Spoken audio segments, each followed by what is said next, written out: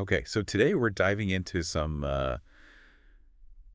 pretty heavy stuff. Yeah, infidelity. Infidelity, You've exactly. given us a ton of material to go through for this one. Yeah, and it's a lot to unpack. We've got interviews with therapists and relationship And experts. even a heated debate about accountability and self-compassion.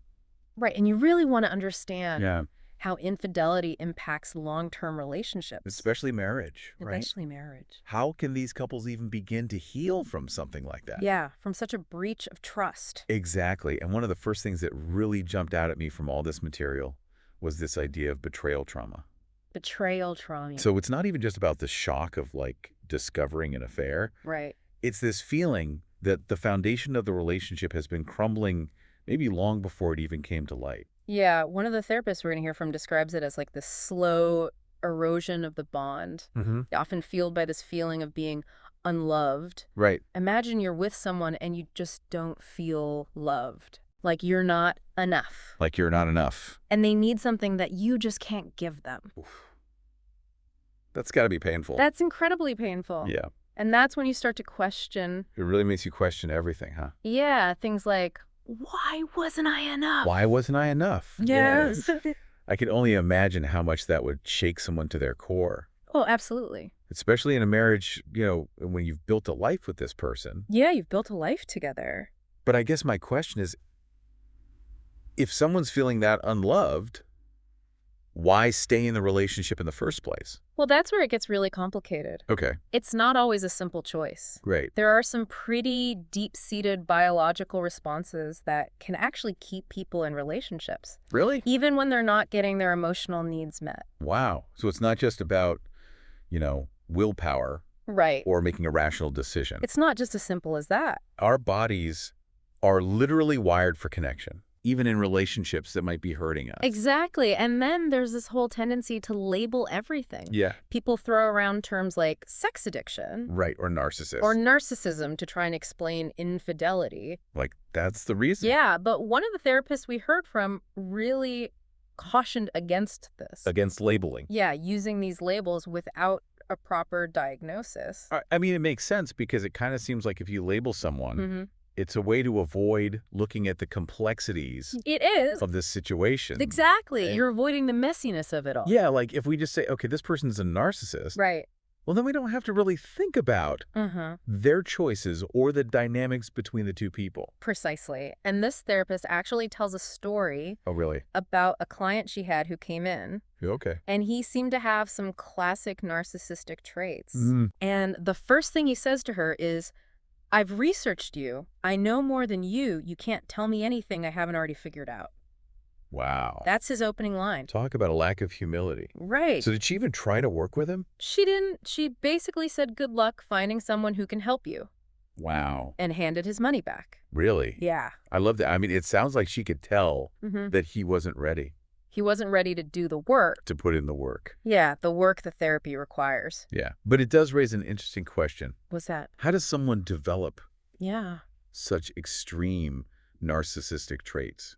Well, this therapist talks about the impact of childhood neglect, Okay. and she uses this term narcissistic wounding, Narcissistic wounding. which basically happens when a child's emotional needs Uh-huh. aren't consistently met by their parents. So it's not necessarily about abuse then. Not necessarily. More about just a lack of... A chronic lack of attunement and validation. So like if a child grows up feeling unseen, Yeah, feeling unimportant. unimportant, They might develop this need for validation from external sources. they're always seeking it out. Constantly, and that can lead to some of the behaviors we associate with narcissism. Right, like attention seeking Yeah, attention seeking. and lack of empathy. Exactly. And, it's crucial to understand this Mhm. because the way that people behave in their romantic relationships Uh-huh. is often deeply rooted in these early childhood experiences. So interesting. It is. But here's a glimmer of hope. I like glimmers of hope. Even with severe narcissistic traits, healing is possible. Oh, that's good to hear. It is. So we've talked about betrayal trauma Yeah. and the complexities of narcissism. Yeah.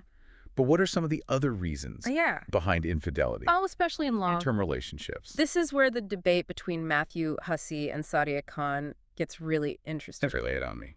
They have very different perspectives Okay. on why people cheat. Hussey seems to think that it often comes down to a character flaw. Okay. He emphasizes personal responsibility. Uh-huh. He even goes so far as to say, you are responsible for selecting the right partner. So if your partner cheats, it's partly your fault for choosing them. That's kind of what he's saying. That seems harsh, don't you think? Well, it can be seen that way. Especially for people who've been together a long time. Yeah. What did Sadia Khan have to say about that? Well, she pushes back against that whole notion. Good. She really stresses the importance of understanding the relationship dynamics Okay. that might lead to infidelity. Okay. She argues that it's not always just about one person being a bad apple. Right. Sometimes it's about unmet needs, Okay. poor communication, a lack of emotional connection. So she's basically saying that both partners play a role Yeah, she is. in creating the conditions for infidelity. Exactly. And while Hussey focuses on individual responsibility, Khan is saying, hey, sometimes infidelity is a symptom. Of a deeper issue. Yeah, within the relationship. Okay, so it's not always just black and white. Not at all. I mean, I can see both sides. Hussey's perspective is a little rigid, I think.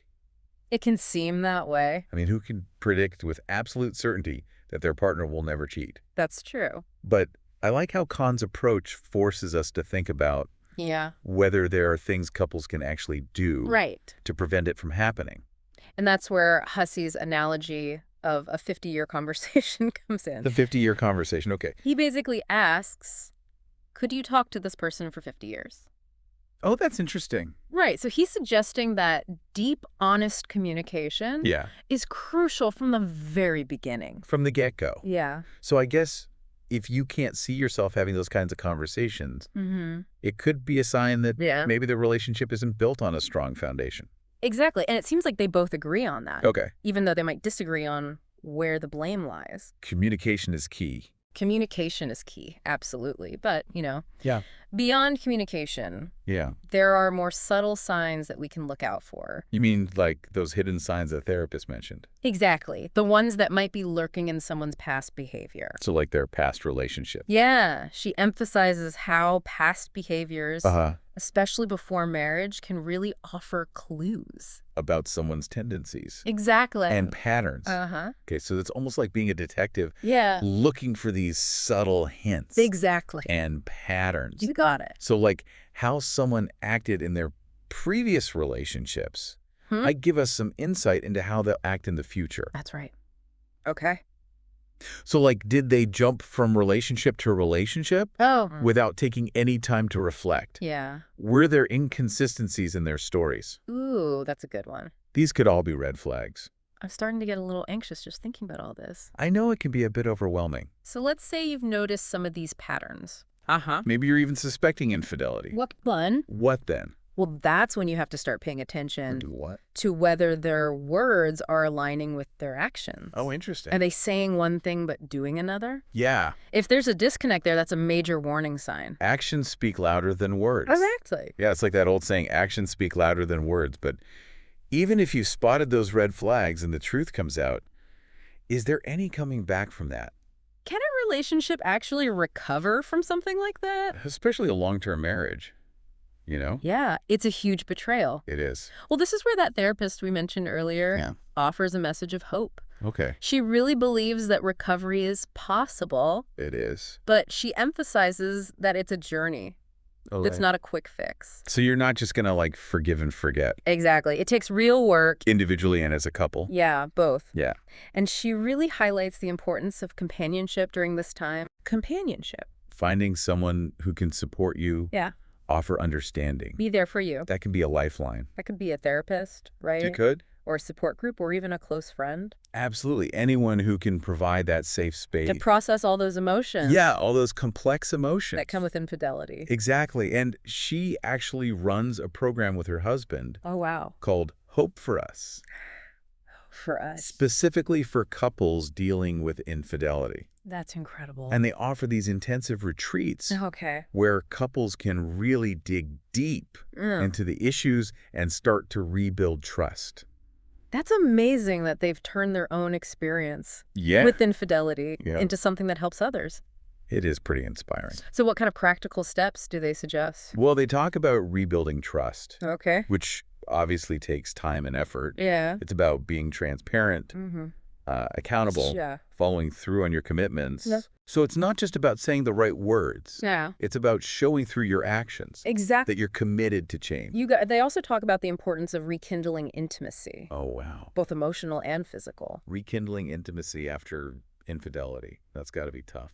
It can be really challenging Yeah. because you have to reconnect on a deeper level. Yeah. You have to understand each other's needs and desires. It sounds like a lot of work. It takes work and a willingness to be vulnerable. Yeah, to open up again. Uh-huh. But it's also about making conscious choices about the future. So even after infidelity, Mhm. couples have options. They do. They can choose to stay together and work on it, Yeah. or they can decide to go their separate ways. Right. And there's no right or wrong answer there Exactly. It's about what feels right. for each person, Yeah, for the Yeah. individuals and for the couple as a whole. and ideally with some professional guidance. Absolutely, if possible. Okay, so you've got to weigh the pain of the betrayal against the potential for growth in healing. And that's really where we circle back to the debate between Hussey and Khan. Oh, okay. Because even though they have different views on accountability, Uh-huh. they both seem to agree that self-awareness is critical. So understanding our own baggage, Yeah, our patterns, and how they might be playing out exactly. in our You relationship. got it. And that includes understanding Yeah. how those childhood experiences might be shaping our choices. This whole idea of early childhood experiences is fascinating. It is, isn't it? Yeah, it really seems like those early wounds Uh-huh. can have a lasting impact. They can on how we love and how we connect. And it's not just about narcissism, right? No, it's not. Remember, Hussey talked about men who were deprived of affection Yeah. early on. Okay. He suggests that they might feel deserving of an affair Oh, wow. later in life. So they're trying to fill this void Yeah, from their past but in a really unhealthy way. in a destructive way. Exactly. And that really emphasizes the importance of addressing those wounds. Yeah. Because if we don't, we risk carrying them into our relationships. And repeating those patterns. Exactly. So self-awareness is key. It is. But what do we do if we recognize these patterns in ourselves or our partners? Where do we even begin to address that? Well, therapy is a great option. Therapy. A good therapist can help unpack those experiences, Yeah. process the emotions, Yeah. and develop some healthier coping mechanisms. And for couples dealing with infidelity, Uh-huh. those retreats sound amazing. Yeah. The ones that the therapist and her husband offer. Imagine having the time and space Yeah. to just focus on these issues. With experts Yeah. who specialize in this stuff. It could be life-changing. It could be. Yeah. But ultimately, it all comes down to making conscious choices. That seems to be the theme here. It really does. Whether it's who we choose as a partner, Yeah. how we communicate, how we deal with conflict. We're not just victims of our circumstances. We have the power to choose. We do. We have agency. Yeah. We can create healthy relationships. That's good to hear. But let's be realistic. Okay. When it comes to those hidden signs, Mm-hmm. how do we know when to trust our gut Right. versus when we're just overthinking things? That's a great question. And that's where self-awareness and boundaries come in. Okay. If you're constantly questioning your partner's behavior Yeah. or making excuses for them, Uh-huh. it might be time to step back. And reassess. Exactly. And maybe seek some help. Absolutely. A therapist can offer an objective perspective, Yeah. help you sort through those confusing feelings. It's like having a relationship coach. Yeah, in your corner. Someone to guide you, help you navigate those tough spots. Exactly. And sometimes just having that support Yeah. can make all the difference. It can give you the strength to make those decisions. Whether it's staying or moving on. Okay, so as we're wrapping up this part of our dive into Mhm. infidelity, Yeah. what are some of the key takeaways? What do you hope people will remember? What do I hope they'll remember? Yeah. Well, for me, it all boils down to three things. Okay. Awareness, Uh-huh. responsibility, Uh-huh. and hope. Let's break those down. Okay, so awareness. What do you mean by awareness? Well, it's about understanding all these factors Uh-huh. that contribute to infidelity. Right. Right. Recognizing that betrayal trauma is real Yeah. and that those childhood experiences, Uh-huh. they can really have a huge impact. A lasting impact. Yeah, on our adult relationships. It's also about acknowledging the importance of communication.